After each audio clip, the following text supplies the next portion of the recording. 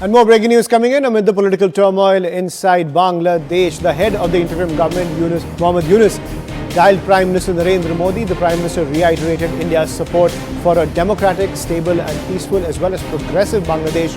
Yunus assured protection, safety and security of Hindus and all minorities inside Bangladesh. That is the big piece of news that's coming in.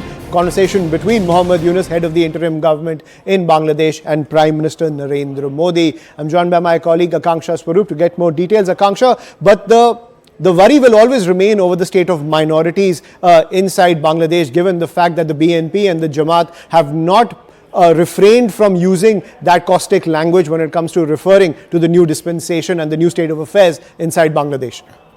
Absolutely, and we've seen the kind of violence that has ensued in the past few days in that rioting up till 5th of August, Ayushman. And since taking charge, the interim government that's led by Dr. Muhammad Yunus has overseen a rapid leadership overhaul of key institutions. But Bangladesh's new ruler, Dr. Muhammad Yunus, as we all know, is in a race against time, only to ensure normalcy returns to his countries, especially with regards to attacks on minorities.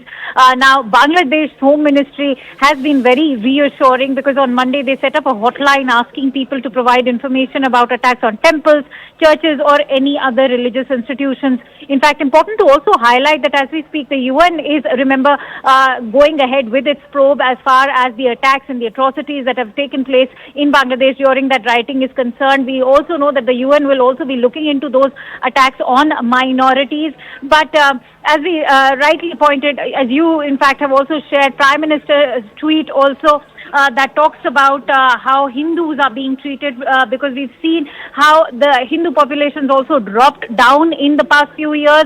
Temples have been defaced.